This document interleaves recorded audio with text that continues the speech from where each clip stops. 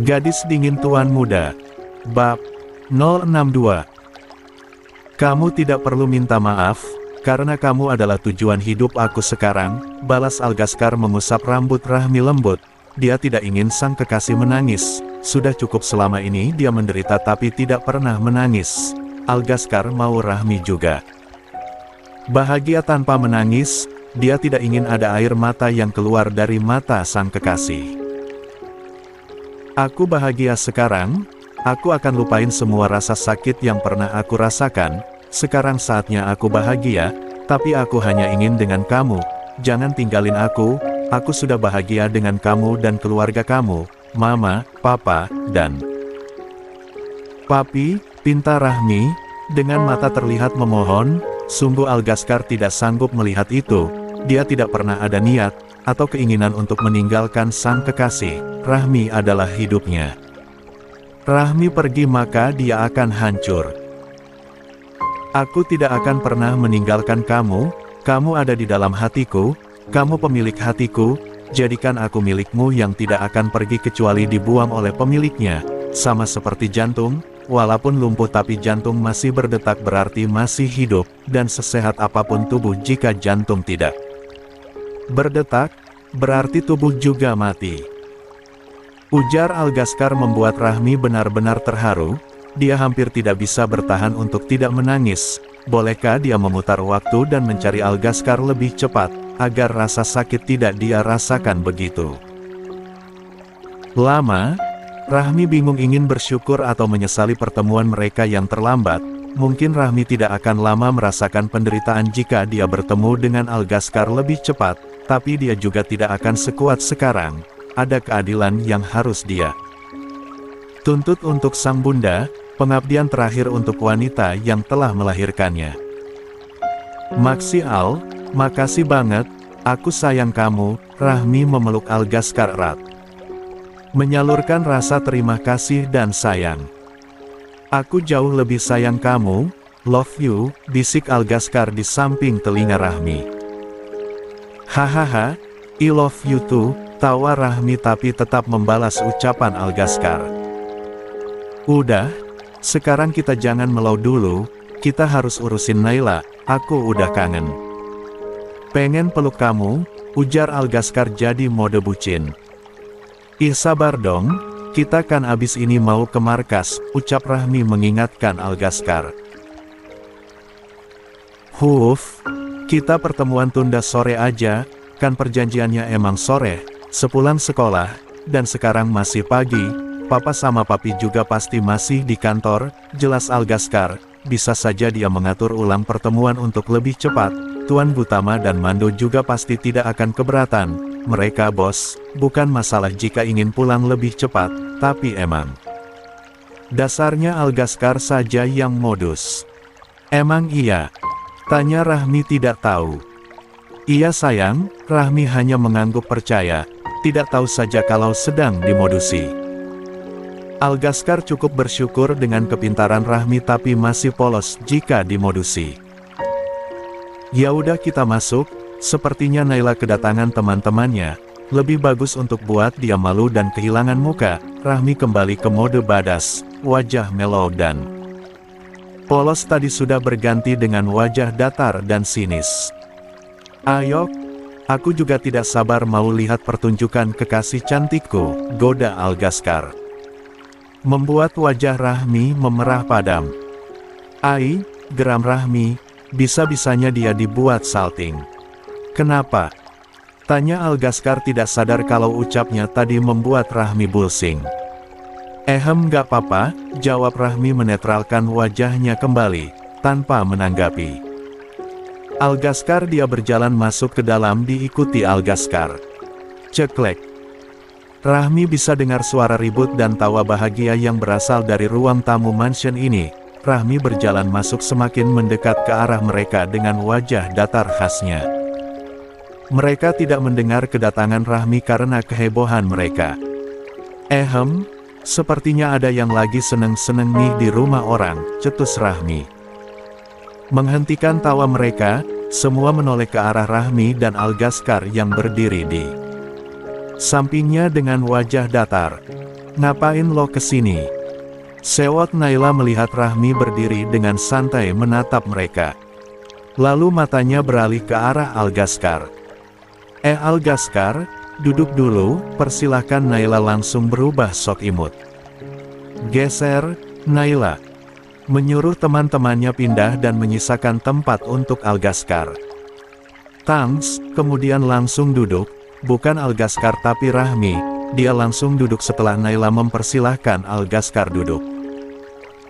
Lo ngapain sih pakai kesini segala? Pergi lo, sengaja kan lo ikutin Al sampai sini, usir. Naila menatap kesal Rahmi, tapi hanya dibalas tatapan datar. Oke, gue bakal sampein alasan gue kesini. Jeda Rahmi lalu menatap Naila, gue mau minta lo keluar dari rumah gue, lanjut Rahmi dengan nada santai, membuat Naila tertawa. Hahaha, Rahmi lo kalau mimpi jangan di sini, malu. Ejek Naila menganggap Rahmi terlalu berharap. Sayangnya gue nggak mimpi, asal lo tahu Naila, yang lo tempatin ini adalah rumah milik nyokap gue dan sekarang sudah jadi milik gue, tekan Rahmi menunjuk Naila, yang langsung ditepis kasar oleh Naila. Nggak usah ngarang lo, anak haram. Lo itu bukan anak kandung ayah gue jadi jangan mimpi buat dapetin hartanya, balas Naila menatap sinis Rahmi.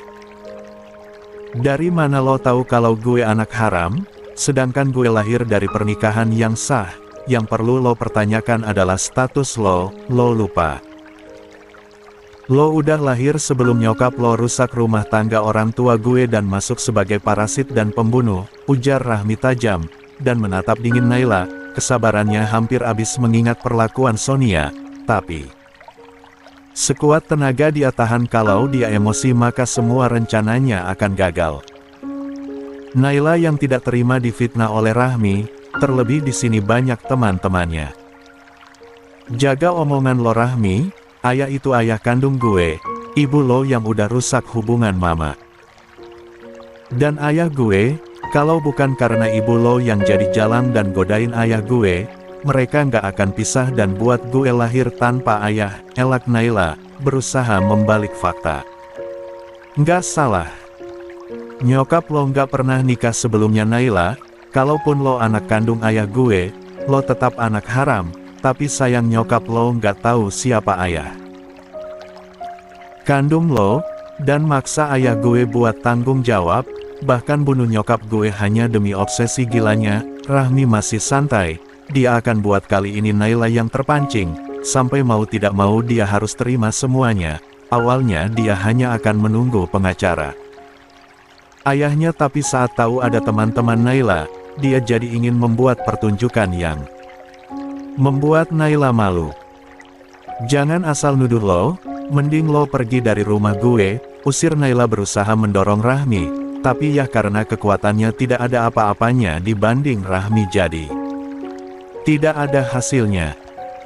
Lo yang pergi, ini sekarang jadi rumah gue, lo tinggal milih pergi dengan cara baik-baik atau cara kasar dan gue nggak akan segan-segan permalukan lo, ancam Rahmi, membuat Naila semakin emosi.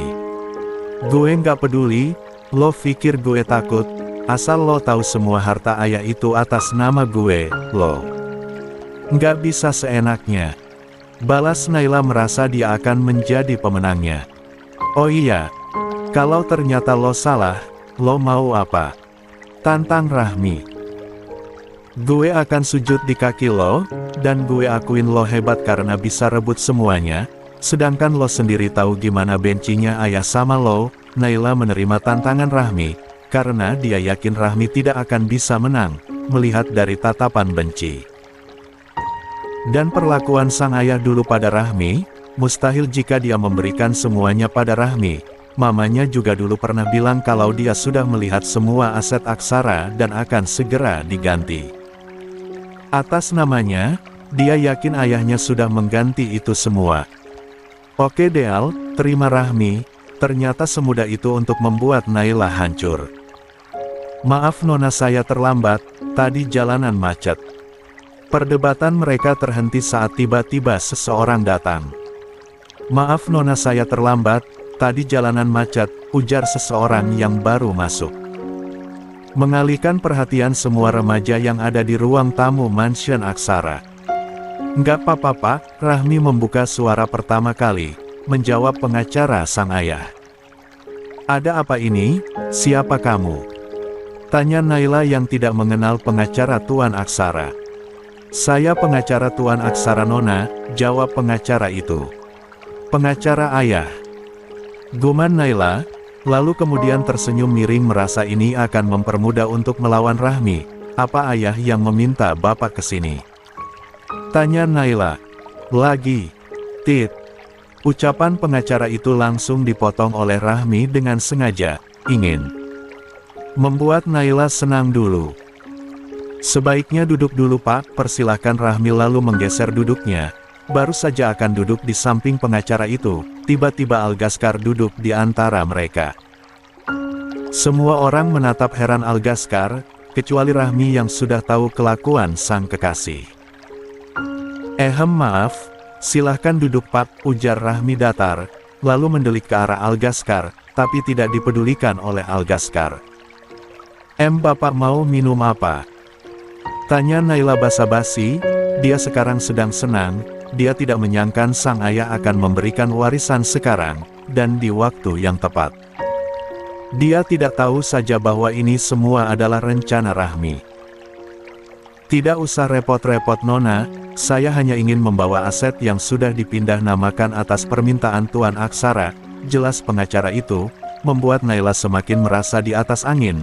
Dia menatap Rahmi remeh dan mengejek, dia sengaja membiarkan temannya merekam antara dirinya dan Rahmi. Sedangkan Rahmi sendiri duduk santai di samping Algaskar yang menggenggam tangannya, tidak menampakkan raut apapun, hanya wajah datar yang terkesan santai. Silahkan dibacakan cepat Pak, saya tidak sabar untuk membuat anak haram itu kena mental dan malu. Tidak sabar Naila. Pengacara itu sempat bingung mendengar perkataan Naila, tapi dia tidak hiraukan dan melanjutkan tujuannya datang ke sini. Sebelumnya saya ingin bertanya, di sini siapa saja anak Tuan Aksara? Tanya pengacara itu. Naila langsung mengangkat tangannya. Saya Pak, saya anak Tuan Aksara, saya juga punya kakak cowok, tapi sedang tidak ada. Dia juga tidak penting Pak, jadi dia tidak perlu hadir, dan dia, tapi hanya anak haram, jelas. Naila menatap Rahmi sinis. Siapa nama Anda Nona? Tanya pengacara itu pada Naila. Nama saya Naila Pak, Naila Aksara, jawab Naila pede. Baik, saya di sini akan membacakan semua aset milik Tuan Aksara. Pertama ada perusahaan properti yang diberi nama Aksara Corp, memiliki beberapa cabang di beberapa kota di Indonesia. Semua cabang masuk dalam satu aset dengan perusahaan pusat, yang kedua ada 2 hotel 1 bintang 3 dan 1 bintang 4, yang ketiga beliau memiliki saham di beberapa perusahaan besar, termasuk di perusahaan Adi Surya dan Gutama. Yang terakhir beliau ada villa yang memiliki harga 50 meter, terletak di puncak. Jelas pengacara. Membacakan semua aset milik keluarga Aksara, Naila sudah menampilkan wajah bahagianya. Setelah ini dia akan menjadi kaya, teman-temannya sudah menganga mendengar aset kekayaan keluarga Aksara yang mereka pikir akan jatuh ke tangan Naila. Gila, Naila bakal tajir melintir nih, bisik temannya. Iya, bahkan dia akan lebih kaya dari kita-kita, enak banget. Padahal orang tuanya masih hidup tapi udah dikasih aset. Mana dapat sendiri lagi, terdengar bisik-bisik teman-teman Naila semakin membuat Naila sombong dan menatap Rahmi seolah mengejek. Saya melupakan satu lagi, beliau juga memiliki unit apartemen luksuri, yang terletak di bagian pusat kota, tapi sepertinya ini akan berbeda pemiliknya dengan aset yang lain, lanjut. Sang pengacara menjelaskan. Tidak apa-apa Pak, Kak Brian memang pantas mendapatkan juga, jawab Naila pede. Lagi-lagi pengacara itu bingung dengan tingkah gadis di hadapannya, tapi dia diam saja. Baik.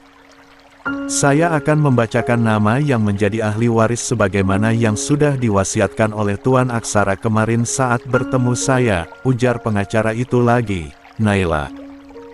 Sudah tersenyum bahagia dan tidak sabar ingin mendengar namanya disebut sebagai penerus kekayaan Aksara.